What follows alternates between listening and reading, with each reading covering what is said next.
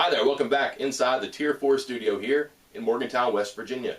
For the Charleston Gazette-Mail, I'm Mike Casazza. This is part 11 of our 2015-15 countdown, previewing West Virginia University's 2015 football season. It all begins Monday, August 3rd, the first day of camp, the last day of our countdown. The countdown continues right now, though, with a discussion about the defense, and specifically, what do we make about all this buzz about defense again at West Virginia? What do we think about the Mountaineers being known again for defense? What do you think about Dana Holgorsen's team being known for its defensive coaches and players and reputation this season? Well, we know it's the reality right now. It's the most logical set of circumstances before this season because it could be a strength with great reason. Dana Holgorsen has high expectations. He's been consistently effusive in his praise of his players and coaches throughout the offseason. He said last week at Big 12 Media Days this could be the best defense he's had in 20 seasons. Now, I seem to remember 2011 had a pretty good defense, a top-shelf coordinator, some NFL players, a first-round pick, great performances throughout the season, the regular season, all the way through the bowl game. And I know they scored 70 points, but you have to remember that game changed with some defensive highlights at the end of the first half. Most importantly, though, Tony Gibson has not made a secret what his expectations are. He says that this defense will be great. May not be the best in the country, but it's going to act like it can be. And if it doesn't happen, they have no one to blame but themselves. There is great optimism for a couple of key reasons here. One, last year was the new normal, I guess, at West Virginia. You had a new defensive coordinator, 4 in 4 years. You had players who were learning new stuff every week for the first time, it seemed like. But look how well it took to that change. There's a reason I'll get to. But a new coach with new players, so good in 1 year, well, if they're all back the next year, they can be that much better. And West Virginia made a great leap last year and can make an even larger leap this year. 2012 and 2013, major rankings, low 90s, hundreds, things like that. Wasn't a very good look for the Mountaineers, and it was like that for 2 years. Last year, much better. But how much better? You're still middle of the nation in rankings like total defense, pass defense, rush defense, scoring defense. We're talking 75 to 65, that area. It's not elite. Much better, but not where they want to be. But West Virginia was nevertheless successful last year because it was aggressive, physical. But how many sacks did West Virginia have? Not a lot. How many turnovers did West Virginia create? Not a lot. We've been over how unlucky the defense was with fumble recoveries and interceptions, but part of that is also skill. Sometimes you have to hold on to a fumble. Sometimes you have to hold on to an interception. Sometimes you have to get a quarterback on the ground. Those are the difference between winning and losing performances. And West Virginia did go from 4-8 to 7-6, but how different could things have been?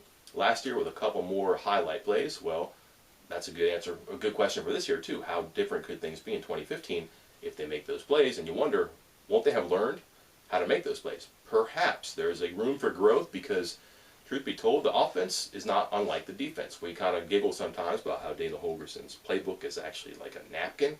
It has 8 or 9 plays that he brings into a game. Well, the defense is similarly structured. Tony Gibson wants his players to get good at a couple things, just a couple skills, and then they can build off that. They can disguise that. But as long as you're good at the core, you can have a great strength around that. So he doesn't ask his players to do a whole lot, and he too will dress up things before the play. He'll shift around, he'll have players crowd the line of scrimmage and drop back. He confuses quarterbacks. He confuses coordinators. That's the goal. But at the core, it's fairly simple. You have a corner on the left and a corner on the right. You have a will linebacker on the boundary side, which is the short side of the field, and you have a Sam linebacker on the wide side of the field, which is the field side, every play.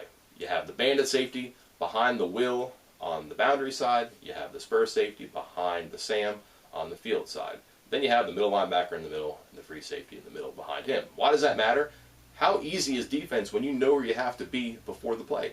You're not trying to get a call and interpret it and figure out what your assignment is. You know, all right, this is the field side, I'm supposed to be on the boundary. This is the boundary, I'm supposed to be on the field. If you know where to go before every play even begins, you're much more equipped to handle the no-huddle, up-tempo offenses in the Big 12. It's a great asset for what Tony Gibson does. And then after the snap, it's pretty simple. The nose guard is going to be over the center. He's going to go around one shoulder. If it's a run play, the Mike linebacker is going to come around the other shoulder. The will linebacker and the Sam linebacker are going to go against the run over a guard shoulder. And then the spur and the bandit safety are going to go out and try to contain in the backfield. If not, a run play, they all drop back. The safeties will fan out and cover the flats.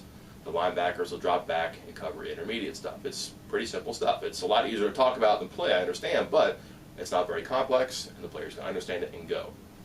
But Behind that is another thing that's built in to really help them. West Virginia plays a ton of cover 3, and that's a key part of their defense. It is a bend but don't break, as you want to call it, but they want to stop the run and contain the pass. They want to make sure that teams are not going to run against them, because that way they make a team one-dimensional. It's much easier to cover pass plays that way. So you see a lot of cover 3, which means 3 people keeping the roof on the defense. Everything stays in front of them. West Virginia does not want to give up 10-yard running plays, does not want to give up 18-yard passing plays, wants to get off the field. So if you have to piece together 12, 13, 14 play drives, West Virginia will take its chances and say sooner or later they're going to get off the field. And last year, again, number 9 in the country in third down defense, it worked out for them.